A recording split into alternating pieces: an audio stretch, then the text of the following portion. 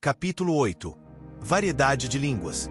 Variedade de línguas. Fundamento bíblico. A variedade de línguas é um dos dons espirituais listados em 1 Coríntios 1210. É a capacidade sobrenatural concedida pelo Espírito Santo de falar em idiomas que a pessoa nunca aprendeu ou em línguas espirituais desconhecidas. Esse dom se manifesta de duas formas diferentes. Primeiro, como sinal para incrédulos, quando alguém fala em um idioma humano que nunca estudou, mas que é compreendido por outra pessoa. Presenciamos isso no dia de Pentecostes, Atos 2, quando o Espírito Santo encheu os discípulos e eles começaram a falar em línguas de várias nações. As pessoas que estavam em Jerusalém, vindas de diferentes lugares, ouviram cada um em sua própria língua. Segundo, como oração em mistério, em que o crente fala diretamente com Deus em línguas espirituais que ninguém entende, mas que edifica a si mesmo, conforme 1 Coríntios 142, pois quem fala em línguas não fala aos homens, mas a Deus, visto que ninguém o entende, em espírito fala mistérios. Exemplos bíblicos.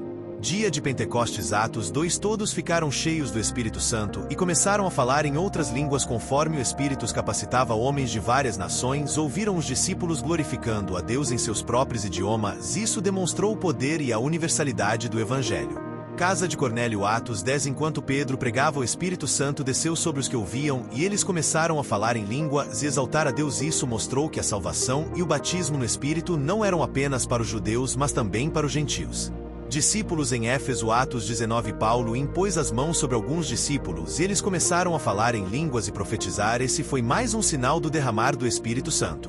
Propósitos do dom de línguas. Uma edificação pessoal. Aquele que fala em línguas edifica a si mesmo, fortalecendo sua fé e comunhão com Deus. 2. Oração em mistério. É uma forma de orar quando não sabemos como orar. Romanos 826. 3. Sinal para incrédulos, mostrando o poder sobrenatural de Deus. 4. Intercessão. O Espírito Santo intercede através de nós com gemidos inexprimíveis. Romanos 826. Orientações práticas.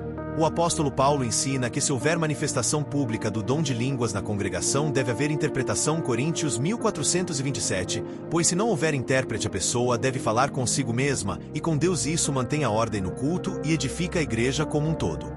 Quando as línguas são usadas em oração pessoal, não precisam de interpretação, pois servem para fortalecer o próprio espírito do crente, mas quando usadas diante da igreja, precisam ser acompanhadas pelo dom de interpretação para que todos entendam e sejam edificados.